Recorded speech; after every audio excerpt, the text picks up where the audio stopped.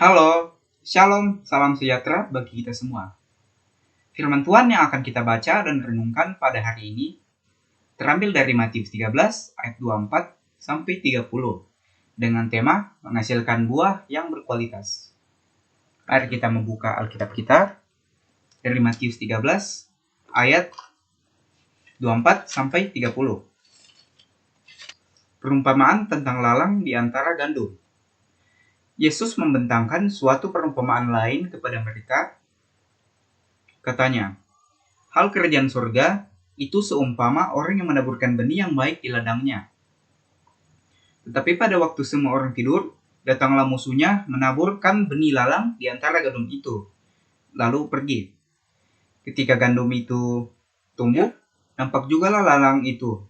Maka datanglah hamba-hamba Tuhan ladang itu kepadanya dan berkata, Tuan, bukankah benih baik yang Tuan taburkan di ladang Tuan? Dari manakah lalang-lalang itu? Jawab Tuan itu, seorang musuh yang melakukannya. Lalu berkatalah hamba-hamba itu kepadanya, jadi maukah Tuan supaya kami pergi mencabut lalang itu?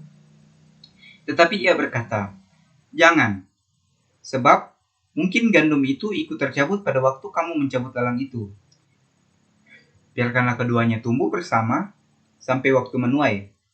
Pada waktu itu, aku akan berkata kepada para penuai, kumpulkanlah dahulu lalang itu, dan ikatlah berbekas-bekas untuk dibakar. Kemudian kumpulkanlah gandum itu ke dalam lumbungku.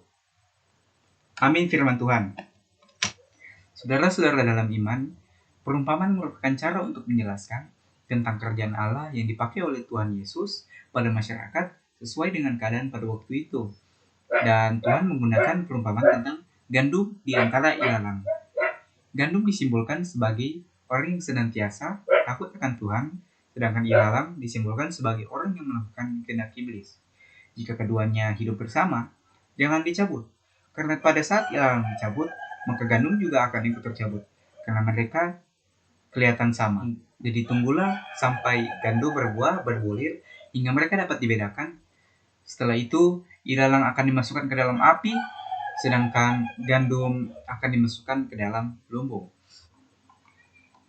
Sama halnya dalam kehidupan kita, di mana kebaikan dan kejahatan hidup berdampingan. Kadang kita berpikir, mengapa Tuhan tidak menghapus atau menghilangkan keberadaan orang-orang yang hidupnya tidak sesuai dengan kehendaknya, yang hidupnya berfoya-foya, tidak memiliki iman. Sebenarnya, keberadaan orang-orang ini merupakan cara Tuhan untuk menguji iman kita. Apakah kita akan tetap mengikuti perintah Dia, atau kita malah terpengaruh dan mengikuti orang-orang yang tidak menerima Tuhan. Oleh karena itu, kita sebagai anak Tuhan harus mengikuti kehendak Tuhan melalui tuntunan Roh Kudus yang ada dalam kita, dalam hati kita, dianugerahkan kepada kita, agar kita dapat tetap mengikuti kehendak Tuhan dan percaya kepadanya. Kita juga harus berjuang untuk konsisten melakukan kehendak-Nya dan tetap berbuah yang baik. Saudara-saudara dalam iman, marilah kita memiliki iman yang teguh dalam Tuhan. Bagaimanapun tantangannya, biarlah hidup kita ini tetap berbuah banyak dalam dunia yang gelap, sehingga makin banyak orang yang menaruh percaya pada Tuhan Yesus sebagai Juru Selamat. Demikian firman Tuhan yang telah kita dengar. Tetaplah menjadi alat kesaksian bagi Tuhan. Tuhan Yesus memberkati kita semua. Amin.